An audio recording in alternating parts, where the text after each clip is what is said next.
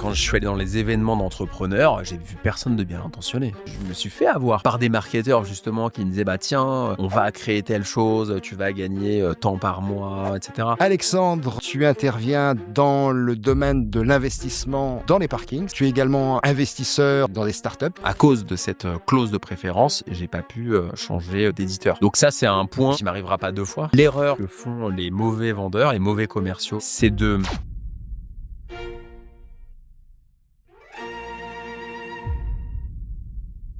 Bienvenue dans ce nouvel épisode du Clash au Cash, le réveil juridique des entrepreneurs. On reçoit aujourd'hui Alexandre Lacharme. Alexandre, tu as plusieurs casquettes à ton arc puisque tu interviens dans le domaine de l'investissement dans les parkings. C'est assez particulier, tu nous en parleras.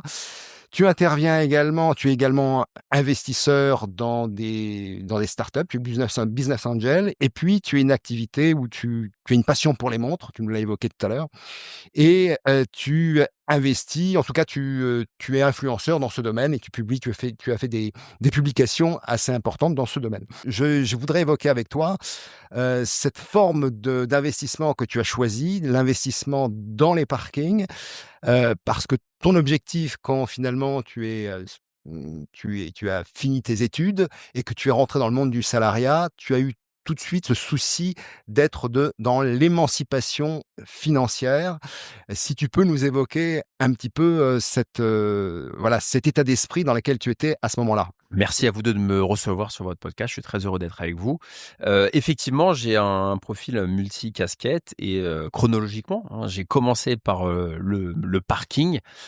Alors, pour être tout à fait exact, pendant mes études, parce que j'ai fait mes études en alternance, et j'ai commencé à acheter des parkings parce que je voulais m'émanciper et c'était abordable. Un parking, ça coûte pas cher.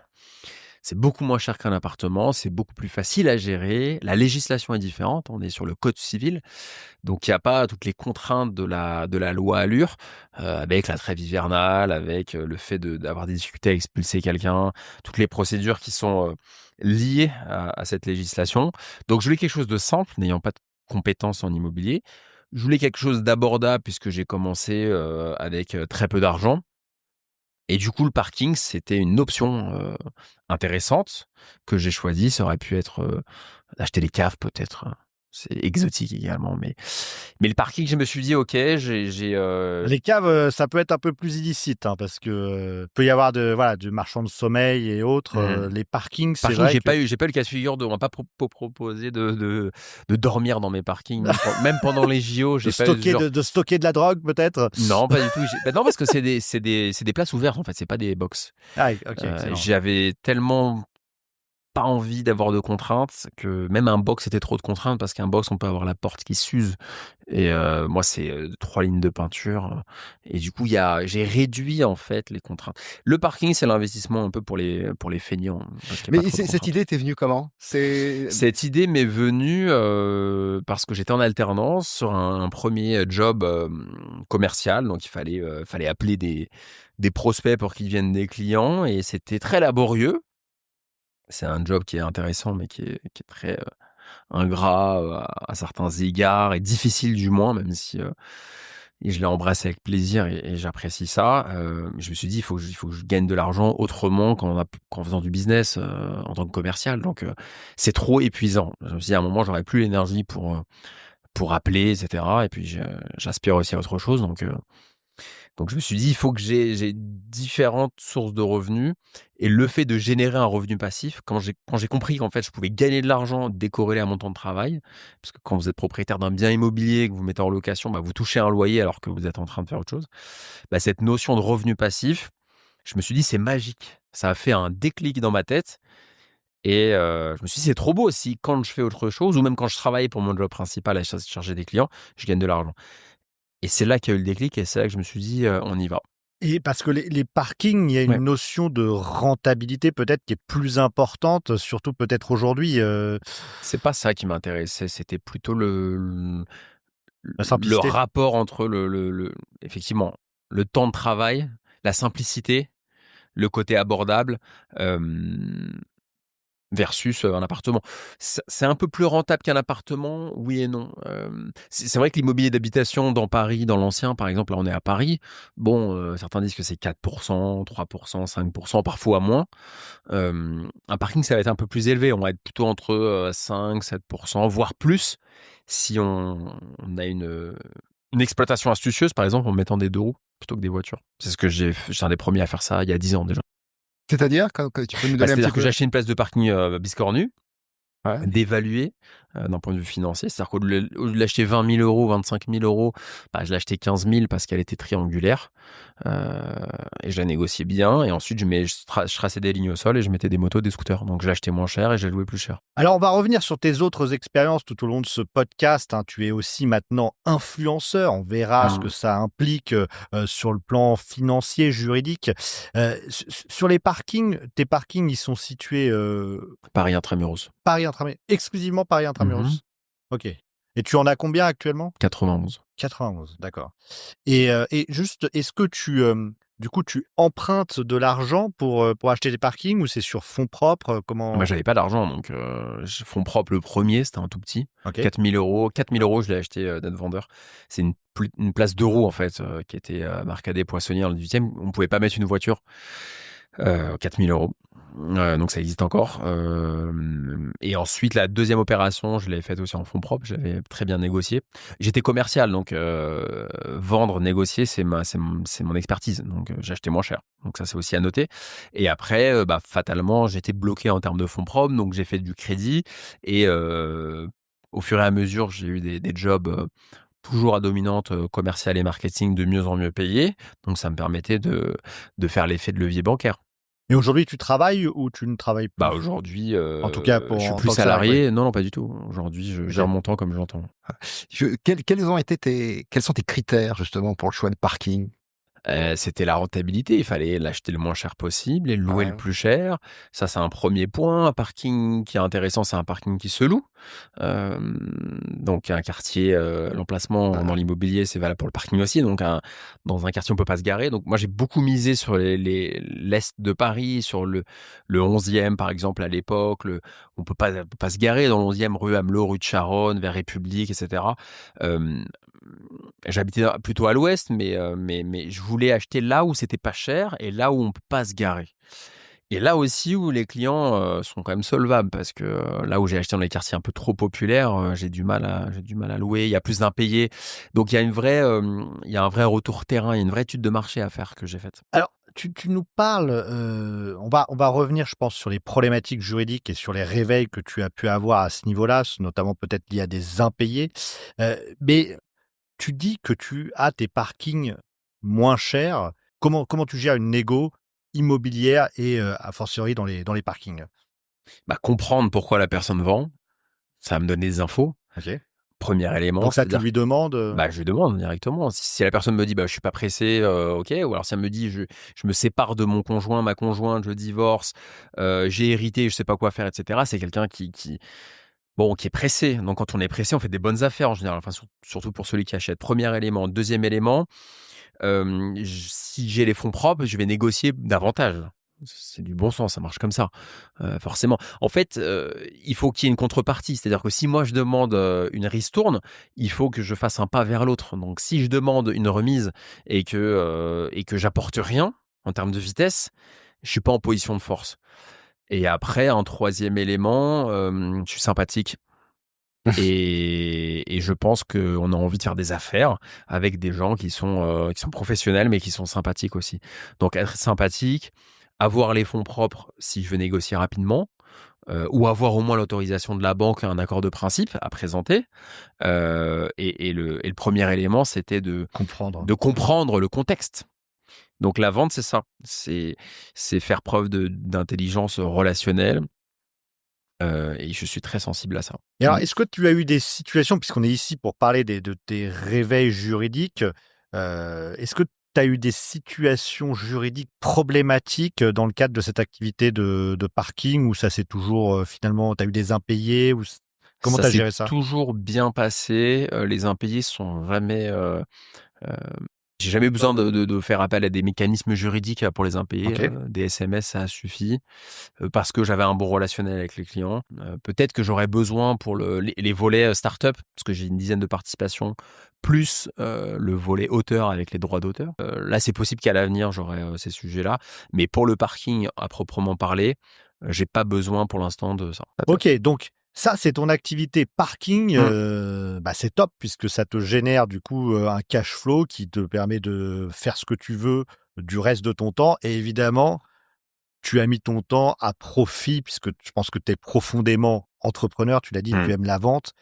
Mais tu me l'as dit aussi avant de commencer que tu aimais bien aussi, tu aurais aimé être acteur et j'ai l'impression que finalement, ton métier d'influenceur aujourd'hui, dans les montres et tu vas pouvoir nous en parler, résume un peu ces 2 facettes de le vendeur, mais également l'acteur qui, peut faire des vidéos, qui peut faire du contenu pour tes clients. Mmh. Ouais, je me mets en scène un peu, quelque part. Ouais, je pense que j'ai une âme d'artiste, plus que de businessman. J'ai fait du business par accident, par nécessité. Hem, Si j'avais été rentier au départ, j'aurais jamais fait d'école de commerce. C'était par besoin, j'avais besoin d'argent. À la fois, on parle d'acteur, Mmh. on parle aussi de l'auteur. Tu as écrit finalement, ça se rattache, hein. Mmh. Tu as écrit un livre donc sur investir dans les parkings. Je reviens un petit peu sur dans ce domaine-là et tu me disais finalement: «J'aime beaucoup écrire». Mmh. J'ai découvert, peut-être à cette occasion, que j'aimais beaucoup écrire. Est-ce que écrire un livre sur l'investissement dans les parkings, t'as ouvert la voie, en te disant: «J'ai envie d'écrire d'autres livres sur d'autres thématiques», voire même peut-être, d'écrire de la fiction? Alors j'ai toujours aimé écrire, Ouais. toujours. J'avais fait la filière littéraire au lycée, j'ai toujours aimé écrire, de la poésie, des chansons, enfin, je suis un fan d'écriture. Donc c'était une évidence pour moi que je voulais écrire un livre, sur les parkings parce qu'en fait, à la fin de ma carrière de commercial, j'ai arrêté en 2022, donc c'est assez récent, hein. En juin 2022, j'ai commencé à passer sur des podcasts et j'ai reçu beaucoup de messages me disant: «Bah, j'ai beaucoup aimé et cetera, ton intervention très humaine et cetera» et je me suis dit: «Bah, j'ai envie d'aller plus loin dans sa retransmission» et le livre, c'est un format qui me plaisait. C'est pour ça que ça a fait le lien et aujourd'hui, effectivement, pour revenir à ta question, je publie un nouveau livre qui arrive bientôt et j'ai envie d'écrire, des livres. Alors sous l'angle plutôt, puisque c'est ce qui m'anime, c'est le combat qui m'anime, c'est l'émancipation financière, l'éducation financière, hein. Dieu sait on est quand même carencé en France sur ces sujets-là, surtout à l'école. Mais après j'exclus pas de faire un roman, de faire, un essai, de faire des livres, Moi ce qui m'intéresse c'est les idées en fait. Je rêve d'être sur un plateau télé pour discuter de la place de la finance, personnelle dans l'éducation. Je serai le premier à y aller sur le plateau télé. En fait, j'aime, profondément, j'aime la philo, j'aime la sociologie. C'est ça qui m'anime. C'est pas d'encaisser des loyers. Et si tu avais 3 conseils, à donner justement parce que tu parlais de l'école, si tu avais 3 conseils à donner à des parents pour leurs enfants, qu'on n'apprend pas à l'école justement sur la gestion de ses finances personnelles ou le mindset financier? Ah, c'est une bonne question. 3 conseils, pour les parents. Alors, je suis pas encore parent, mais je vais quand même donner 3 conseils. C'est d'apprendre à ses enfants à bien gérer, son argent, donc pas, gâter trop les enfants au début, ça c'est une bêtise. De leur, 1er élément. 2e chose, ça va être de leur, dire de faire un petit boulot même s'ils ont pas de besoin financier. Donc ça, c'est important. Même si vous avez de l'argent, c'est bien si, votre, fille ou votre fils, peut, travailler un peu l'été, même, pour vendre des sandwichs, faire des crêpes ou travailler dans un magasin. Enfin, je pense que c'est important. Moi C'est qui ai fait de cultiver la l'alternance valeur travail, moi qui ai quoi. fait de l'alternance, je trouve que c'est très vertueux, en fait, de travailler et 3e élément, ça va être d'avoir la valeur des choses, quoi, d'apprendre à gagner son propre argent. Ça, je pense que c'est important, de gagner son propre argent, de se réaliser, en fait. Je vois beaucoup de gens, moi, très riches dans mon entourage, qui sont très malheureux parce qu'ils n'ont pas gagné eux-mêmes leur argent. Ils sont très malheureux et je pense qu'il vaut mieux avoir moins d'argent, mais se sentir, Moi, je veux dire, les parkings, le livre, le livre, j'ai écrit seul, il y a pas de co-auteur. Les parkings, je les fais seul, j'ai pas d'associé dans mes parkings. Je suis fier de moi et je suis content et je me sens bien dans mes baskets. Je me dis pas, j'ai tout eu par un héritage, par une donation de 50 du père, 50 de la mère. Il y avait pas de père de toute façon et ma mère, elle m'a pas donné 50, donc il y avait rien. Donc je me sens à l'aise, en fait, avec la situation, tandis que j'ai des amis qui ont beaucoup plus que moi, mais qui ont tout eu par héritage. Je les blâme pas, c'est un fait, mais ils sont pas bien, il y a des problèmes, en Ouais, fait. Donc c'est moi, pas. je me sens très bien, en fait, dans mes pompes. Pour moi, c'est un très important, ce point-là. C'est un beau témoignage. Heu, sur le plan juridique, parce que finalement ce podcast aussi On y c'est, revient. on y revient, parce Revenons, que parce que sur le parce concret. que, tu es un entrepreneur, tu as différentes casquettes, tu as différents talents et toutes ces casquettes, toutes ces, entreprises, Mmh. et je parle des livres, que ce soit, les parkings, que ce soit aussi, Des tes investissements. tes investissements, Oui. en tant que business angel, tout Mmh. cela est encadré par la matière juridique. Et quel est ton rapport avec, avec la matière juridique? Est-ce que tu considères ça comme quelque chose qui t'intéresse finalement moyennement? Au contraire, tu prends ça très à cœur parce que tu te dis, «Il est important que je maîtrise ce domaine parce que finalement, c'est ce qui va me permettre, de faire tenir, ou d'aller dans la direction dans laquelle je veux aller». Quel est ton rapport avec le droit? Il y a des bonnes questions sur ce podcast. Je suis très content d'être venu. Alors, on n'est Hem pas philosophe, mais on est avocat, donc Mais non, mais c'est c'est vrai mais que mais le droit me passionne et j'aurais beaucoup aimé être avocat. Je trouve ça très noble comme métier. Hem, je sais pas quel rapport j'ai avec le droit. Je pense que c'est essentiel, mais je peux pas me concentrer sur tout, en fait. Je peux pas me concentrer sur tous les aspects en même temps. mais est-ce que justement, parce que tu fais partie des Je suis instinctif, c'est une qualité, c'est un défaut. On fait beaucoup d'erreurs quand on est instinctif. Justement, en termes Beaucoup d'erreurs. alors justement, en termes d'erreurs, Ouais. est-ce que tu as des expériences où tu t'es dit, «J'aurais pu faire les choses différemment»? Est-ce que tu peux en parler? Est-ce que Oui, tu as des retours d'expérience qui peuvent, par servir exemple, aussi? typiquement un contrat d'auteur. J'ai signé un contrat d'auteur et je me suis posé la question à un moment: «Est-ce que je peux sortir de ce contrat d'auteur pour aller, chez un autre éditeur?» Bien que ça se passe bien avec mon éditeur, actuel. Et j'ai cru que c'était possible et en fait, l'autre éditeur m'a demandé de lui envoyer, le contrat pour qu'il l'envoie à son service juridique et on a vu qu'il y avait une clause, de préférence classique. droit de suite. Donc ils avaient anticipé, que j'allais faire plusieurs livres. Moi, j'avais absolument pas regardé. Moi, j'étais tellement heureux, flatté en fait d'écrire, enfin de signer un contrat, dans une belle maison d'édition que bien évidemment, j'ai signé le contrat, en faisant confiance. Et du coup, j'ai pas pu, puisque, bah, dans la clause de préférence, on doit présenter en priorité à son éditeur et le premier livre ayant bien fonctionné commercialement, ça aurait été une faute professionnelle pour, l'éditeur de dire: «Bah, on n'en veut pas», en fait, donc bien évidemment qu'il voulait me signer pour un deuxième livre. Donc à cause de cette, clause de préférence, j'ai pas pu, éventuellement, changer d'éditeur. Donc ça, c'est un point, qui m'arrivera pas 2 fois, donc je pense que donc ça, c'est un exemple, ouais. J'ai une question pour toi, parce que Dis-moi. tu fais partie des personnes que nous invitons sur ce podcast dont nous ne sommes pas les conseils. Ouais. Est-ce que tu as un avocat? Quelle partie? En général, est-ce que tu Non, j'ai pas d'avocat, mais à un moment, je voulais un avocat, donc ça, c'est intéressant. Je voulais un avocat, pour défendre mes participations dans les startups. Parce que j'ai pris une dizaine de participations avec une entreprise que j'ai, une SASU, de tête dans des startups en direct. Parfois, il y a un SPV, il y a une holding entre moi et l'entreprise. Il y a un SPV, où on est plusieurs investisseurs, mais parfois j'ai investi aussi en direct, soit trésorerie de mon entreprise, soit on apprend en compte courant. Et c'est vrai qu'il y avait tellement de documentation juridique que je comprenais rien et j'ai eu la problématique de défendre mes intérêts avec un avocat et j'ai pas trouvé, de bon fonctionnement. Il y avait des avocats qui me proposaient des choses différentes. Il y avait des avocats qui me proposaient un forfait mensuel. Mais le problème, c'est qu'un forfait mensuel, si je suis pas extrêmement actif, j'ai pas la puissance de frappe d'un gros fonds d'investissement, donc je vais pas payer 2 000 € par mois, si je fais, que 3 investissements dans l'année, ça a pas de sens. Parfois, c'était à la mission. Enfin, j'avais soit le forfait mensuel proposé, soit à la mission ou soit le 2e, j'en souviens plus, le 3e, j'en souviens pas.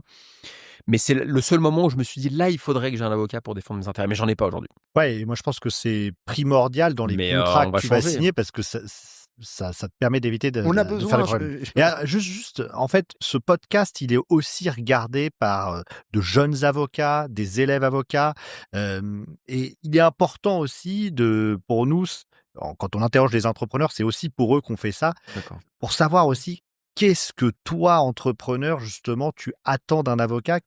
C'est quoi pour toi l'avocat, je dirais, qui serait irrésistible? Voilà, pourquoi tu aurais signé chez un avocat et qu'est-ce que tu attendais même au niveau tarifaire? Qu'est-ce que serait C'est l'avocat intéressant. irrésistible? Ouais, c'est un très bon point parce qu'il y a un vrai besoin, et c'est très, très opaque. Moi, j'aurais signé avec un avocat, ce qui a pas été le cas. Si l'avocat, avait pu s'adapter, financièrement à ma problématique. Donc un avocat qui me dit, c'est 1 500 € je crois qu'il voulait me prendre par mois pour relire mon juridique, mais sans me demander combien de fois j'allais investir. Pour moi, c'est quelqu'un qui n'a pas compris ma demande. Ça me convient pas, on élimine. Après il y avait un avocat qui Il voulait, a en fait, il s'est pas calqué non, sur ton besoin, sur mon volume, voilà, sur sur mon besoin. ton volume et ton besoin. Je suis pas Xavier Niel, moi. Je suis pas Kim Ventures à investir, je sais pas, 150 000 par semaine. Donc ça convient pas. Parce que si j'investis 30 000 dans l'année, je vais pas payer la moitié en frais d'avocat. Premier élément. Il y avait un deuxième avocat qui m'a proposé de me former aussi. Donc ça, pourquoi pas, ça peut être intéressant. Elle voulait me facturer, je crois, 7 000 – 8 000 € pour me former avec tout le jargon juridique des startups. Pourquoi pas? J'ai pas signé avec elle non plus. Non, il faudrait un avocat qui soit à la fois Faudra qu'on parle de bouclier 360 alors. ouais, mais moi, il faut un avocat qui soit à la fois sympathique, mais ce qui est le cas ici, hein, sympathique, qui peut m'être recommandé aussi. Moi, je travaille beaucoup à la recommandation, j'ai besoin de me sentir en confiance, et puis qui va vraiment s'intéresser à moi, à découvrir mes besoins, mes objectifs, qu'on fasse vraiment affaire sur le long terme. Donc j'ai vraiment besoin de ça, si tu veux, aujourd'hui. Et quand j'ai un interlocuteur qui m'écoute pas et qui veut juste vendre sa sauce, en tant que commercial pendant 12 ans, je l'écoute pas. Et là, si je résume ton propos, parce que tu as investi dans 10 10 sociétés, sociétés, ouais. tu pas eu d'avocat pour le faire? Tu pas relu les contrats avec un Ah, j'ai avocat? relu les contrats avec des amis qui sont, accompagnés par des avocats, avec, d'autres business angels. OK. On Tu fais est partie d'une communauté de Je fais business partie d'une communauté de business angels, j'ai plusieurs amis, qui sont investisseurs avec moi, des gens de confiance, donc j'y vais pas non plus la fleur au fusil. Enfin, j'ai pas signé, j'ai pas pris des participations de plusieurs, dizaines de milliers d'euros, avec des gens qui me contactent sur LinkedIn, sans relire. Mais honnêtement, j'ai signé quand même des contrats où, j'ai pas fait une étude approfondie, du juridique. Est-ce que tu te dis finalement on achète des parts de participation dans une boîte de la même façon qu'on achète un parking? C'est-à-dire que, tu peux aussi, négocier aussi bien finalement, je dirais un investissement dans une boîte Ah, bien que évidemment. Bien évidemment, on peut tout négocier. Je négocie mes honoraires chez le notaire, je négocie tout. Des desserts au restaurant, je négocie tout. Mais on peut négocier, non, parce que c'est justement ce que je voulais dire, c'est que alors c'est oui, il compliqué. faut Alors Parce c'est que- compliqué, c'est compliqué de Ouais. négocier, Alors, la valorisation, elle est établie. alors exactement. C'est compliqué de négocier, d'acheter moins cher mes parts, parce qu'en plus moi j'investis dans le cadre de levée de fonds. Heu en tour de seed, donc d'amorçage, par exemple, levée de fonds à 2 millions d'euros. Moi, je suis un des investisseurs de la levée de fonds. Donc forcément, il y a une valorisation. Mmh. Tout est encadré, donc je ne vais pas pouvoir acheter. Mais c'est un point hyper intéressant. Je ne vais pas pouvoir acheter mes actions moins chères que le voisin. En revanche, le sujet, et c'est souvent ce que je soumets aux entrepreneurs, c'est parfois ils veulent mon aide, mais je ne travaille pas gratuitement. Donc, si je vous aide sur le développement commercial ou sur le marketing, comment ça va être valorisé? Est-ce que j'ai une décote de mon action? Mais je veux pas payer l'action au même prix que mon voisin qui est dormant. Et Ouais. ça, c'est un vrai Et sujet et et j'ai et Ou jamais alors, réussi à ou solutionner ça. alors, ou alors, il est possible de mettre en place un contrat de prestation Mmh.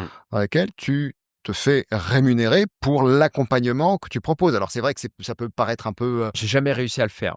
J'ai essayé, mais je pense que là, c'est là où vous pourrez m'être utile, dans ce cas de figure, mais j'ai jamais réussi à le faire. J'ai essayé.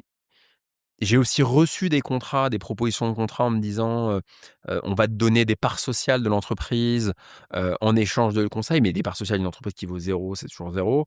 Mais j'ai jamais réussi à me faire payer en tant que prestataire, sur de la partie smart money qu'on appelle dans les startups, sur la partie conseil. Et ça, c'est quelque chose qui est compliqué en France. Je sais qu'aux États-Unis, c'est beaucoup plus commun, de se faire payer en tant qu'advisor, alors que moi non, je travaille pas gratuitement.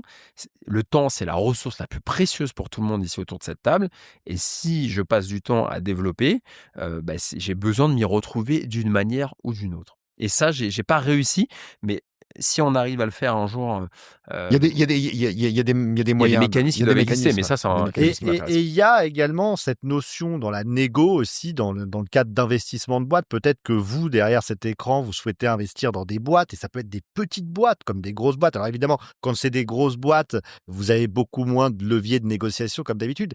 Mais dans la négo, il y a la question du prix, mais il y a plein de questions aussi sous-jacentes au prix et qui sont tout aussi importantes. C'est comment vous pouvez revendre, à qui vous pouvez revendre, à quel moment vous pouvez revendre. Et tout ça, c'est des questions qui méritent une attention particulière quand on investit dans une boîte. Ah bien évidemment et ça, après moi je sais pas quand est-ce que je vais pouvoir, revendre mes parts, c'est quand il y aura un événement de liquidité, peut-être un Ouais. nouveau tour de table avec un fonds d'investissement, mais malheureusement, c'est pas moi qui décide. Heu, je sais qu'on me proposera le jour où ça se positionnera. En moyenne, c'est 5-6 ans dans les entreprises dans lesquelles j'ai investi. Donc j'ai hâte de pouvoir faire des exits et de gagner de l'argent, mais en tout cas, c'est assez risqué d'investir dans les startups, je recommande pas. Comment tes choix ont été déterminés? Quand tu as décidé d'investir dans ces startups, qu'est-ce qui a guidé ton choix? Est-ce que c'est le domaine d'activité? C'est un coup de cœur? On parlait tout à l'heure d'être dans l'émotionnel, est-ce que c'est le feeling que tu as eu avec les gens que tu as rencontrés, qui t'ont parlé? Qu'est-ce qui a joué, pour dire: «C'est dans cette startup que je vais investir»? Je fais tout à l'intuition. L'intuition. Et comment tu cultives ton intuition? Est-ce que tu médites? Est-ce que C'est en moi. C'est comment je la cultive, c'est en moi, c'est quelque chose qui est en moi. Je suis intuitif, je ressens c'est une sensibilité qui est propre à chacun, et après je ressens après je médite pas, mais je fais beaucoup de sport et je suis assez rigoureux dans mes pratiques sportives et j'ai besoin de ressentir l'humain, avant de faire du business et dans les entreprises dans lesquelles j'ai investi, je peux me tromper, mais il y a beaucoup d'intuition, et j'ai besoin de sentir des gens qui sont humbles aussi. Il y a un gros problème d'humilité, je trouve, chez les entrepreneurs. Il y en a beaucoup qui pensent tout savoir, moi, j'ai voulu investir dans des boîtes, dans les parkings et les gens me disaient, alors je vais «On être n'a un pas peu besoin de toi», je enfin vais être un bon, peu provoque, mais est-ce que du coup, tes investissements, tu as déjà fait des exits non. ou non, pas encore? Donc C'est trop tôt parce que j'ai commencé à investir il y a 2 ans et demi. Ouais, il y a 2023, il y a 2 ans. OK. Donc 2 Est-ce ans, que trop c'est une tôt. expérience aujourd'hui, avec le recul que Mmh. tu as, même près de 2 ans, est-ce que c'est une expérience, où tu te dis, «Je suis toujours intéressé, j'ai envie de voir où ça va me mener», ou est-ce qu'au contraire tu te dis, «Finalement je vois ce que c'est aujourd'hui, je suis moins tenté, de continuer en tant que Mmh. business angel parce que ça a tel ou tel désavantage, finalement je me sens moins dans ce rôle-là»? Mmh, c'est pas hyper avantageux. Pourquoi? Parce que alors soit il y a un dispositif fiscal, quand on investit des en propre, on a une réduction d'impôt, mais c'était pas mon cas parce que j'avais pas vendu de société donc moi c'est de l'argent, dans ma société donc j'ai pas bénéficié en fait de cette exonération qui est intéressante et beaucoup de business angels le font dans ce cadre-là. J'ai oublié le nom d'ailleurs de ce dispositif. Hem On peut pas le faire avec du levier bancaire comme l'immobilier. La force de l'immobilier, c'est qu'on peut s'enrichir à crédit avec très peu de capital de départ. Donc c'est pas le cas pour la startup. Il y a beaucoup d'éléments incalculables, impondérables et qu'on ne maîtrise pas. C'est-à-dire, est-ce que les entrepreneurs vont exécuter correctement leur mission? Est-ce qu'ils vont être bons dans l'opérationnel? Ça, je peux pas le savoir et c'est risqué. Moi, ça m'est arrivé par exemple d'aller dans des boards avec les investisseurs et d'entendre les business angels crier sur les entrepreneurs. Oh, mais il faut, il y a pas le recouvrement des créances n'est pas suffisamment fait. Enfin, parfois c'est assez fou quoi. Et ça prend beaucoup de temps. Donc j'ai pas envie d'allouer du temps à faire des réunions intempestives. Donc ça me prend trop de temps. Euh, je suis très exigeant sur le commercial et parfois quand je vois qu'ils sont pas bons dans l'exécution commerciale, j'ai envie d'aller me coucher, de fermer les yeux.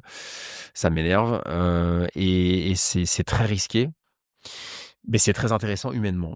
Ça permet en fait humainement, ça permet à la fois d'aider des gens. Je sais pas s'il y a un côté égo trip là-dedans, mais ça permet aussi d'aider des gens. Ça permet de rencontrer des gens plus brillants que soi dans des domaines. Moi, je suis pas un ingénieur et je vois des gens qui sont très bons dans les idées, dans le côté technique. Moi, c'est pas mon truc. Et ça permet d'élargir son réseau. Ça cultive énormément le réseau. Ah, par contre, le réseau, investissez dans des boîtes. Moi, c'est Nous-mêmes, incroyable. on a investi dans C'est certaines boîtes. incroyable. En termes de réseau, c'est-à-dire que je reçois tous les jours un deal flow. J'ai 5-6 personnes qui me contactent sur LinkedIn tous les jours pour financer leur boîte. Alors, j'investis plus, mais j'envoie ces gens vers un de mes partenaires qui fait de la levée de fonds. Et bien évidemment que je suis partie prenante. J'ai une commission d'apporteur d'affaires la plupart du temps. Moi, ça m'a aussi ouvert du personal branding. C'était pas le but premier, mais ça a permis de m'ouvrir de nouvelles perspectives. Et après, ça me permet de m'épaissir aussi un peu en tant qu'entrepreneur. Donc, c'est intéressant. Et dans ton témoignage, on voit que tu as investi, tu as fait beaucoup de choses par toi-même, mais finalement, tu n'as pas toi-même construit ta start-up, en fait. Ouais. Est-ce que c'est quelque chose auquel tu aspires ou justement Non. tu te dis en voyant tout ça, moi j'ai besoin de ma liberté, quoi? J'ai pas le fantasme de construire une start-up et d'avoir plein de salariés. Ouais. Je préfère la posture d'auteur, même si elle est moins rémunératrice. Mais je trouve que d'être auteur, je suis plus à l'aise en fait dans cette posture-là. En fait, t'as envie de... Parce que quelque part... C'est un peu la pyramide de Maslow. Ouais, quoi. Je suis dans la voilà. dernière Et étape déjà à 38 ans. ne dépendre que de toi Mmh. et développer, avoir ton émancipation financière avec des choses, des revenus récurrents, Oui. voilà, passifs. Et puis, de l'autre côté, ne compter que sur toi, j'ai l'impression. J'aime bien ça. Après, je ferme pas la porte. Je suis associé dans dans une boîte de prod ciné. Je suis associé. Je crois que c'est la seule fois où je me suis associé. Ouais. Oui. Dans une société, je parle. Je ferme pas la porte à À des demain, aventures, à oui, des si, aventures. je suis toujours ouvert. Si demain il y a quelqu'un qui me dit: «Ah, je veux monter, un fonds d'investissement sur les parkings comme on me l'a proposé et j'aimerais que toi tu sois associé avec moi» ou une start-up où je peux être par exemple, tu vois, prendre la direction commerciale, ces choses-là. Le challenge peut me motiver, j'adore. Mais aujourd'hui, la posture d'auteur, je trouve elle est bien parce qu'on est un peu, c'est un peu philosophique, on est un peu en retrait, c'est plus macro. Ouais, en fait, tu peux impacter Je beaucoup peux plus impacter. de Et moi, ce monde. qui Tu peux m'intéresse, c'est impacter ça. tu peux Ce qui impacter m'intéresse, c'est pas de devenir le plus riche aujourd'hui. J'ai quitté un peu ces histoires d'ego, de toujours faire plus. Mais je sais pas pourquoi je suis comme ça. la rat race de l'entrepreneuriat. J'ai jamais vraiment en trop été dans cette rat race. Alors, j'étais dans la rat race d'un salarié parce que j'étais salarié Ouais. 12 ans. En fait, entre l'alternance et la fin de ma carrière, j'ai été pendant 12 ans salarié parce que l'alternance, ça reste un contrat de travail. Hem, j'ai vu ce que c'était que les entreprises. J'ai travaillé chez LVMH, j'ai travaillé chez Technogym, c'est le leader mondial du fitness de luxe. Je travaillais au groupe Galeries Lafayette aussi, à Paris. En fait, moi, ce que j'entends chez Ouais. toi, c'est que tu ne veux pas, en fait, perdre ton âme de créateur, quoi, en fait. Totalement. Et c'est peut-être ce qui va faire la transition vers ton métier, parce que tu as plusieurs métiers. Mmh. C'est ça qui est top aussi dans l'entrepreneuriat, c'est qu'on peut avoir plusieurs métiers. Nous-mêmes, on est avocats, mais on fait aussi ce podcast, on fait des shorts. D'ailleurs, dites-nous si vous likez cet épisode, likez, mettez un pouce bleu, partagez si ça peut aider d'autres entrepreneurs, d'autres investisseurs. Mais oui, donc en fait, tu as plusieurs casquettes, tu as une âme de créateur et c'est pour ça que tu es aussi créateur de contenu et tu as Ouais. une activité qui marche très bien dont je voudrais qu'on parle maintenant, c'est l'activité d'influenceurs, d'ambassadeurs pour des marques. Est-ce que tu peux nous en dire plus? Je sais que tu as monté un business dans les Ah dans oui, les oui, montres. oui, je peux t'en parler. J'ai toujours aimé créer des vidéos. Depuis, j'ai commencé en 2005, à l'époque de Dailymotion, où Dailymotion était devant YouTube en France, parce que YouTube arrive en Yes. 2005 aussi. J'ai toujours fait beaucoup de vidéos, j'ai toujours itéré avec beaucoup de projets et les montres, ça a bien fonctionné. Ça OK. s'appelle Tocant et c'est de la j'ai un beau jour, tu vois, en 2019, j'ai pris une caméra parce que je faisais beaucoup de vidéos. J'ai pris une montre, j'ai fait un avis, un peu unboxing de la montre, puis en donnant mon point de vue. Hem, Dans un contexte où il y avait, très peu de vidéos sur les montres et l'horlogerie, c'est quelque chose de très élitiste, tu vois? De très, expert et moi ce côté-là m'intéressait pas et j'ai mis l'émotion dans un domaine très expert et ça, c'était une approche qui était très peu, explorée et du coup, bah, les gens se sont dit: «Ah, c'est génial, enfin un mec qui parle de montre, de manière, décontractée et qui est pas en train de me dire: "Alors ça forcément ça fait 40 millimètres, le mouvement il est comme ci et cetera". Ça on s'en fiche. La fiche technique elle est sur le site internet. Mmh. Moi ce que je veux c'est l'émotion». Donc je suis allé à la recherche de passionnés aux 4 coins de la France, même en Europe pour les filmer et ils m'ont dit: «Bah, voilà, j'ai acheté ça, mon grand-père me l'a transmise» et tu vois l'émotion dans le regard et c'est fascinant et j'ai mis ça sur YouTube et tout de suite ça a pris, tu vois? Excellent. Et du coup, moi, c'est toujours le Et fil aujourd'hui, tu conducteur. vois une publicité d'ailleurs Ouais, pour Rolex, ils et jouent Rolex, c'est les que sur les maîtres, codes de mais l'émotion. c'est les maîtres du marketing Mmh. Rolex. Mmh. Bien sûr. C'est étudié partout. C'est-à-dire que Rolex, c'est la marque horlogère qui a été la plus intelligente en termes de marketing et de création de contenu. Ils se sont adossés à des sportifs, à des artistes aussi, des acteurs, mais beaucoup à des sportifs. Et même à Nicolas Sarkozy. Ouais, c'est sûr, ils ont mis, ça lui a été beaucoup reproché, mais ils ont mis des défis sportifs en face de montres. Ah, la Rolex Explorer, ça va être la montre des alpinistes, la Submariner, forcément, il faut que ce soit la montre des plongées. En fait, ils ont associé défis et c'est d'ailleurs une des marques qui sponsorise le plus, qui met le plus d'argent en sponsoring, sportif, hein. Ils sont maintenant Bah, c'est TAG sur la F1, mais avant c'était ils Rolex, ils sont sur la le voile, tennis, la la voile de voile, haut etc. niveau. Le tennis, c'est Donc ceci. Rolex, c'est masterclass, en termes de marketing. Tout le monde doit étudier ça, c'est vraiment un conseil et hem et moi, j'ai voulu à mon petit niveau, si tu veux, mettre de l'émotion et aujourd'hui, il y a de plus en plus d'abonnés. Donc je suis un vrai créateur. Je suis payé par des marques, pas systématiquement, mais je suis payé par des marques qui veulent que je parle de leur montre, et je me régale, en fait, quand je reçois un message entrant en me disant: «Bah, on a envie de travailler avec toi, quels sont tes prix?» Moi, en ancien commercial, c'est le moment que je préfère. Comment Et ça se alors passe contractuellement? comment ça se vend, Bah, ouais? je reçois, si tu veux, je reçois un message privé, sur Instagram ou par email. Je reçois un message et parfois ça tourne un peu autour du pot, on veut m'inviter à une journée presse. Donc là récemment, j'étais à un événement presse et puis je m'assois comme ça, je prends du champagne et puis après je dis: «Bon alors, si vous m'avez fait venir, qu'est-ce qu'on fait?» Moi je remets toujours le business au cours. Ah puis là ça surprend un peu parce que c'est un milieu où il y a beaucoup de pommade aussi et du coup je m'amuse et c'est un Et on te paye en nature? On te prête ah des moi je veux montres pas, ou non, non, je non? veux de l'argent, D'accord. ça paye pas mes frais d'expertise comptable. C'est ce que je leur dis. Là récemment, il y a Et donc quelqu'un qui voulait me payer qui c'est voulait me dire: «Je te donne la montre». Bah non, en fait, le comptable, c'est cher, j'ai la banque, j'ai plein de factures. Moi, je suis très à l'aise, en fait, pour être très factuel, un peu, et pour continuer un peu si tu veux le questionnaire ouais, qui est aussi un peu, forcément, on est aussi sur du réveil juridique. oui, Est-ce que du coup, tu indiques, dans tes, communications ou tes posts que c'est sponsorisé ou bien heu, sûr.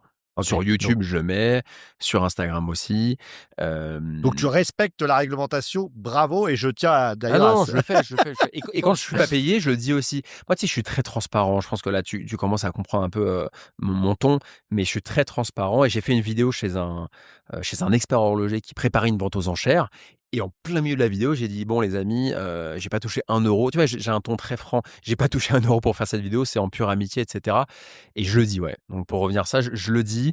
Je pense qu'il faut être transparent avec sa communauté et plus on est transparent, plus on crée de l'adhésion et c'est tellement difficile de réavoir de l'adhésion quand on a perdu la confiance. C'est comme un client. Donc clairement, je clairement. pense que le plus important, c'est d'avoir une personnalité qui est très clair. Est-ce que tu as envie de développer cette activité encore davantage et quelle perspective tu as éventuellement Mmh. pour cette activité-là, qui semble répondre je dirais, à la fois une passion et puis, quelque part, répondre aussi à ce côté artistique que Mais tu as? totalement, totalement, totalement. Oh, tu vois, je pensais faire du cinéma quand je faisais du théâtre. Je voyais Marlon Brando, j'étais fan dans Le Parrain, sur Les Quais, dans Un Dernier Tango à Paris, j'étais fou. Je me suis dit: «Je veux être ce mec-là, animal sur scène et cetera». C'était mon truc, quoi. Et là, je me dis que je me mets en scène dans les montres, qui est une passion, mais une passion parmi d'autres. Donc c'est un point d'entrée. Tu vois? Comme le parking a été mon point d'entrée vers, les startups. C'est mon point d'entrée vers le show. Et l'objectif, c'est quoi? C'est de m'amuser, de prendre du plaisir, de développer. Et ma conviction, c'est que aujourd'hui, l'horlogerie, ça peut devenir aussi gros, que l'automobile. On voit plein de créateurs de contenu de voitures qui ont 1 000 000 d'abonnés sur YouTube et cetera, et on n'a pas ça en France sur la montre. Donc en fait, moi, ma tagline un peu à un moment, mon message fort, c'était: «On va dépoussiérer l'horlogerie». C'est comme on peut le faire aussi avec il y a des avocats influenceurs. Alors je j'ai pas de jugement de valeur à avoir, mais on voit apparaître sur TikTok, sur les réseaux sociaux, des avocats, pénalistes ou peu importe ou pas, qui se mettent en scène et qui sont des avocats influenceurs et qui ont une communauté, et ça leur génère du business. C'est très bien. Moi, je trouve ça très bien, d'aller chercher du business. Bien sûr, et c'est des Et donc moi, je le fais, alors je le fais en tant que créateur, et je trouve que c'est intéressant d'aller chercher du business aussi comme ça. bah, en fait, nous, c'est ce qu'on fait aussi. On a une chaîne Instagram, TikTok, on apporte de la valeur parce que c'est comme ça que ça fonctionne, en fait. Déjà, ça répond à notre mission qui est de rendre, l'excellence juridique accessible. Donc on apporte, en fait, des contenus pour les entrepreneurs. C'est aussi l'objectif de ce podcast, d'aider d'autres entrepreneurs en écoutant d'autres entrepreneurs sur leur notion de Profiter de leur ouais, expérience, faire en profiter. Mais sorte ça, que voilà. c'est génial, et je vous remercie, et c'est pour ça que j'ai voulu faire le podcast, et que je trouve ça très intéressant. Le métier d'avocat, comme le métier d'expert comptable ou d'autres, professions réglementées, il est très mystérieux pour le commun des mortels, et malheureusement, il remplit pas son rôle à 100 parce qu'on on a peur parfois d'aller vous voir, on n'a pas le conseil, c'est très mystérieux, en fait. Bah, nous, justement, l'objectif, c'est qu'on Et ça, c'est casse un bien, peu et ça, les c'est bien que vous puissiez casser, en fait, ce on casse les mystère, codes, on et casse les ouais, faire un exactement. pas vers les gens en leur disant: «Bah». Objectif, ouais. Et ça, c'est génial, et je trouve à ce titre d'ailleurs que les notaires ont du retard par rapport aux avocats sur ce point-là. Les avocats, vous êtes devant, sur ce point-là, et les notaires, je pense qu'ils ont du pain sur la planche. Bah, on est dans un milieu aussi qui est beaucoup plus concurrentiel. Les notaires, en fait, c'est peu concurrentiel puisqu'il y a des charges, donc il y a Mmh. quelque part, il y a Il y un a beaucoup de numerus notaires quand même, hein. il y a Il y ouais, a il y a il y a Il y a un une paquet il y a un ouais, paquet de notaires, donc c'est beaucoup concurrentiel de aussi. charges qui ont été, Mais oui, c'est oui. vrai que les avocats, bon, vous êtes nombreux aussi, hein, Ouais, donc il non, bah, faut, il faut tirer votre épingle du jeu, et moi, d'un point de vue, si tu veux, du client potentiel, j'irais plutôt vers un cabinet d'avocats qui me donne de la valeur, qui me permet, qui produit une émission de podcast, qui me fait découvrir des profils où je peux m'attacher aussi aux associés, aux interlocuteurs. Bah, j'aurais moins peur, en fait, de pousser la porte. Et pour moi, c'est très, très important en termes d'acquisition. ouais, et puis il y a une L'acquisition, notion de compréhension aussi du métier de nos Mmh. clients, de ce qu'est la société aujourd'hui, de ce qu'elle attend aussi. Alors on peut pas non plus, faire n'importe quoi. Sur les réseaux sociaux, il y a eu pas mal de débats là Bien sûr, bien sûr. sur, bah, qu'est-ce que pouvaient faire ou pas les avocats, moi je pense que mais déjà par exemple dans le format de ce podcast, hein, d'ailleurs dites-nous si vous aimez ce podcast, n'hésitez pas. Il y a l'idée en fait de vraiment comprendre, et tu disais l'intelligence relationnelle, et nous, notre métier, et d'ailleurs, c'est pour ça que sur ce podcast, on reçoit des gens extrêmement différents. Vous pouvez aller voir le podcast de Lorenzo, d'Olga, de Quentin, tous ces gens qui sont des entrepreneurs dans des domaines différents, Nicolas Fouché également, qui sont entrepreneurs dans des domaines différents, qui ont des mindsets différents, mais parce que c'est ça, nous, à un moment donné, il y a des marketeurs qui nous disaient: «Ouais, il faut que vous ayez un avatar client». Mais en fait, nous, notre avatar client, c'est les entrepreneurs, et les entrepreneurs, par nature, sont très diversifiés, et c'est ça qui est Je retiens une phrase de Lorenzo Pancino qui nous l'avait dit: «Le problème de l'entrepreneur, c'est la solitude» Ah, complètement. et cette solitude-là, elle est pesante. Donc notre objectif avec le podcast, c'est de casser un peu cette solitude et de leur montrer, voilà, vous n'êtes pas tout seul à rencontrer telle ou telle difficulté. Vous n'êtes pas tout Ça, seul à c'est très être bien ça, confronté à c'est des très vrai. problèmes juridiques. Et voilà comment un tel a réagi. Voilà comment un tel a réglé telle problématique. C'est ça notre objectif. C'est très intéressant que tu puisses parler de ce point. C'est vrai que la solitude d'entrepreneur, moi, je l'ai vécu quand j'ai arrêté d'être salarié en juin 2022.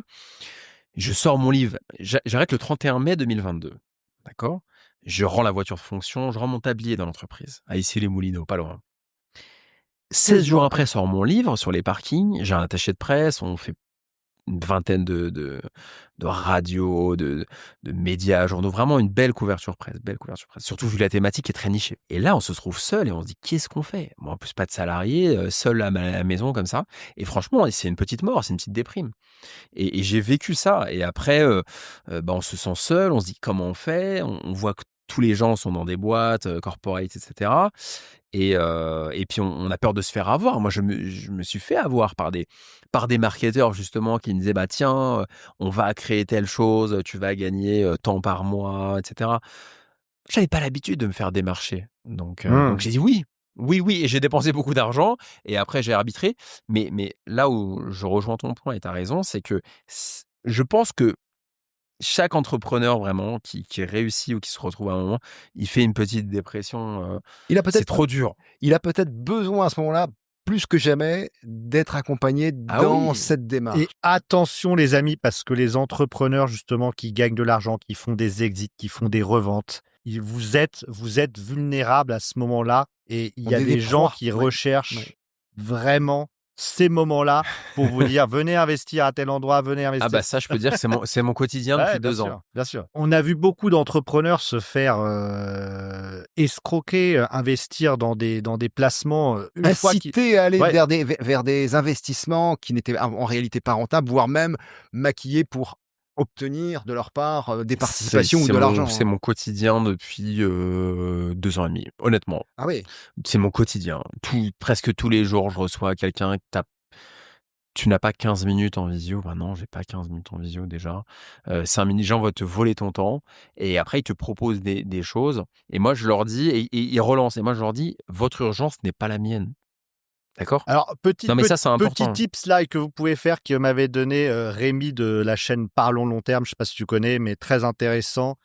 Lui, il disait: «Moi, quand je veux aller démarcher quelqu'un, je lui dis, je peux te payer 500 € par exemple pour payer, 1 heure de ton temps» et De l'écoute. inversement, toi-même, tu pourrais aussi dire: «Écoute, moi, mon temps est compté. Tiens, je Oui, te donne un lien de paiement totalement. Il y si en a tu qui font veux, ça, si ouais. tu veux Il y en a réserver qui mon temps». non Et mais nous, c'est parfois, ça on pertinent. le fait aussi, hein, parce que forcément, les gens qui viennent nous demander qui veulent nous des questions juridiques, ils viennent gratter un peu des conseils et évidemment, bah, il y a tu peux Oui, mais facturer ton alors le point, c'est que pour un avocat, oui, c'est c'est une c'est c'est notoriété c'est c'est publique. c'est co c'est normal.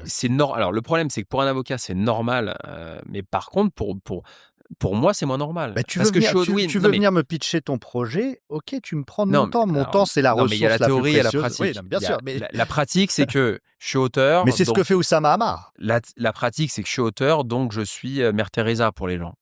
Je Mmh. suis là pour aider. Mais non, mais j'ai des factures aussi à payer.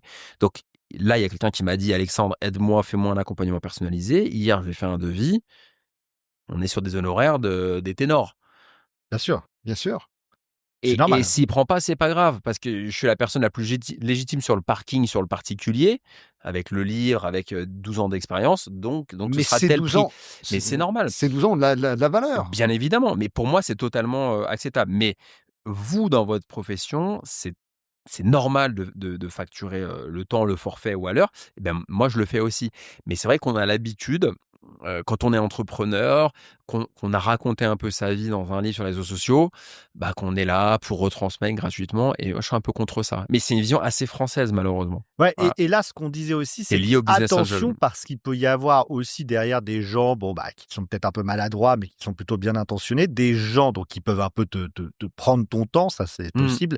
Il y a aussi des gens qui sont Des arnaques, véritablement quoi. mal intentionnés et quand ils voient que tu commences à gagner de l'argent, à faire des exits et cetera, bah, ils peuvent tenter de te piéger sur Moi, des j'ai vu inv que des gens mal intentionnés personnellement, quand je suis allé dans les événements d'entrepreneurs, j'ai vu personne de bien intentionné. J'ai vu que des gens qui m'ont dit on se voit, etc. Alors moi, je pensais que c'était parce qu'ils m'aimaient bien, je sais pas. Je dû être très naïf sur certains aspects. Et puis après, lors du rendez-vous, tout se passe bien. Et d'un coup, dès qu'on se dit au revoir, je reçois des WhatsApp. Du coup, bon, qu'est-ce qu'on fait? Tu décides quoi? Pardon, de quoi? En plus, je t'ai invité au resto. Enfin, tu décides quoi? Il n'y a pas beaucoup de place, faut aller vite. Ouh. Moi, je sais que ça, moi. J'ai vu personne de bien intentionné. C'est que des gens qui se disent, lui, Alors après, on peut faire du business avec te lui. vendre quelque chose, toi-même, tu Oui, vends mais c'est certaines mal choses, fait. Mais c'est pas mal c'est intentionné mal fait. nécessairement. Oui, mais c'est mal fait. Ça part C'est peut-être d'une bonne intention de t'aider. Là, quand non, moi, ça part d'une Non. intention de s'enrichir. Oui. oui, Non, Attention. faut arrêter. oui, Tout est commercial. oui. Ouais. C'est pas de Non, mais l'altruisme. je veux dire, c'est pas une Non, non. mauvaise intention que de vouloir faire fonctionner sa boîte et Oui, te proposer bien quelque chose. évidemment, mais moi, je préfère qu'on me le dise. C'est-à-dire que Encore une fois, oui, c'est une question c'est comme de Oui, parfois c'était transparence. pas transparent, c'était exactement, pas c'est comme clair. Je j'aime comprends. quand c'est clair. C'est-à-dire que Bien sûr, moi encore aussi. une fois, j'ai plein de gens qui me font des intros ou qui me disent: «Est-ce que, tiens, quelqu'un veut te contacter, est-ce que je peux lui donner ton contact?» et cetera. Bon, bah, parfois j'accepte, et la personne me dit: «Ah, il faut qu'on se parle». Bah, quel est l'objet moi, je le dis maintenant sur WhatsApp, quel est l'objectif?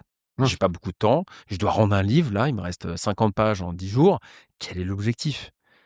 On peut pas prendre une visio de 40 minutes, voir des slides, pour quelqu'un in fine qui veut vous vendre un programme. Quel est l'objectif? J'ai besoin de moi je réponds comme ça, j'ai besoin de ça c'est un conseil que je peux vous donner.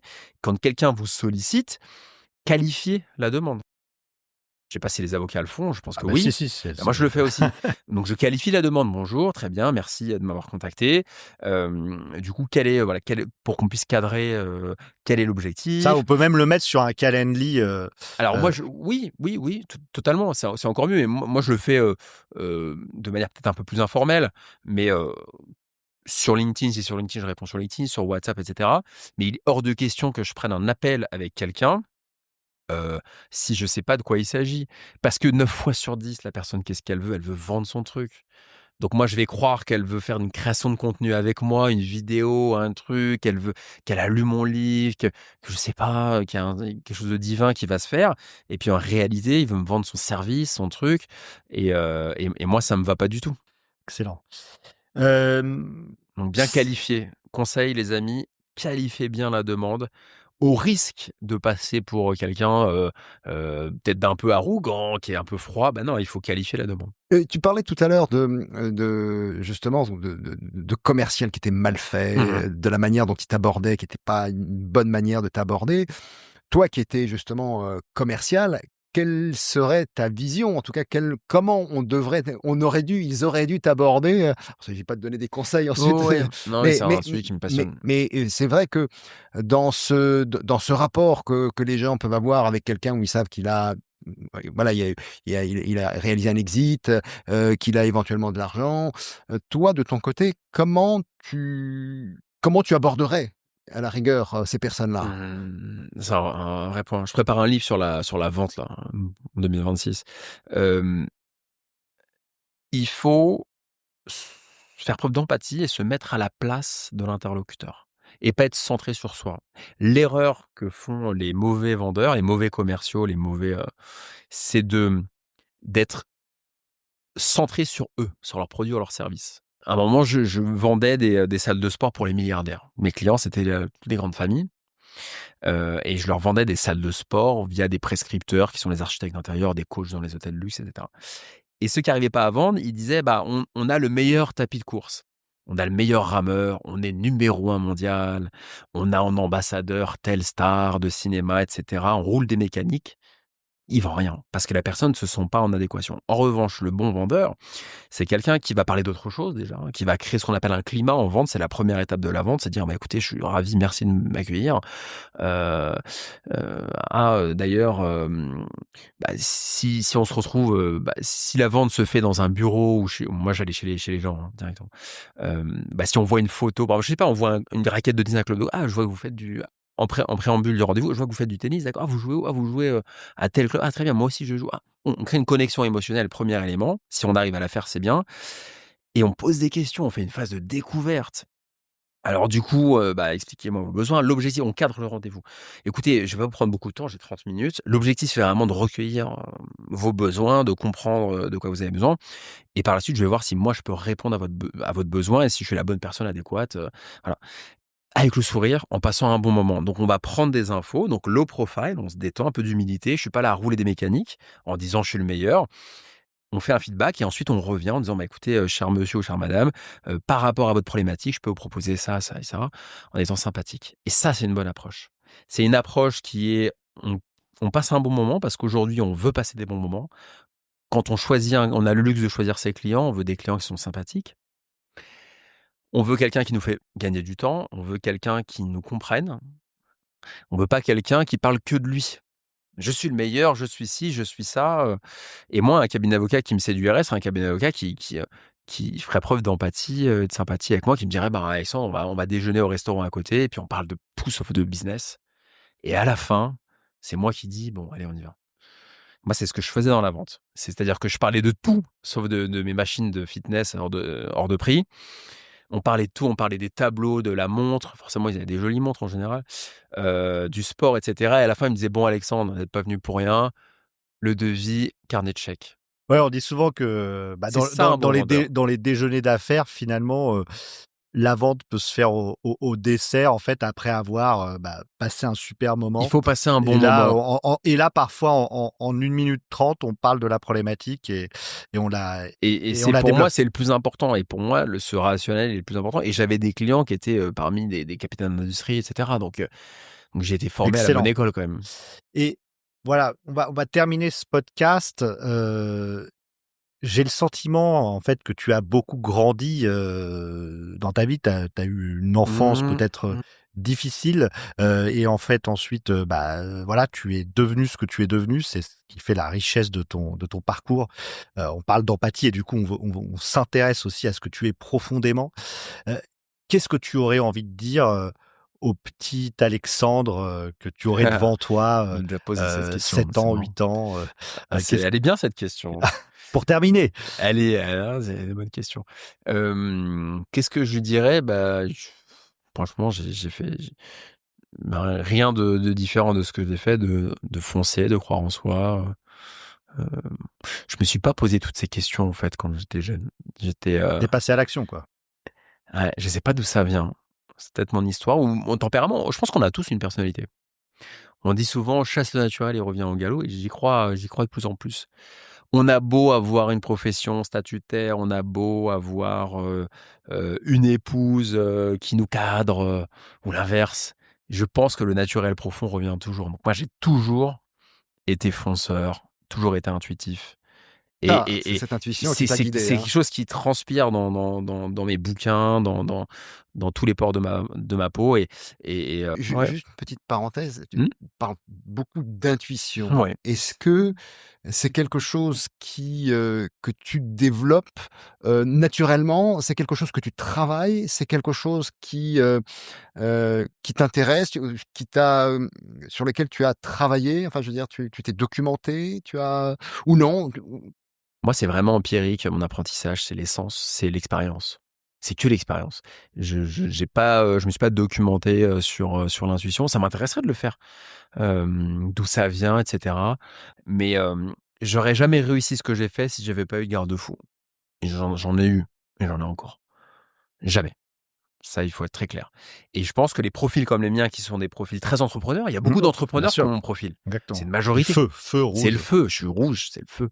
Et du coup, j'ai besoin, c'est très pertinent d'avoir un cabinet d'avocats, des avocats, qui peuvent cadrer en fait, tout ça pour éviter de faire des conneries en fait, faire des bêtises. Mais je pense que qu'il faut faire ce travail d'équipe. Donc j'ai besoin Et d'entrepreneurs, et entourez-vous de bons avocats. Je pense que c'est pas une dépense, c'est vraiment un investissement qui va être très rentable sur le long terme.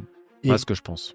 merci Merci à toi. beaucoup Alexandre pour ce témoignage. On a beaucoup apprécié cet échange très riche et Merci voilà, beaucoup. qui j'espère en tout cas vous apportera beaucoup. Je pense que c'est le cas parce que c'est des retours d'expérience qui sont essentiels. Merci à vous. Merci.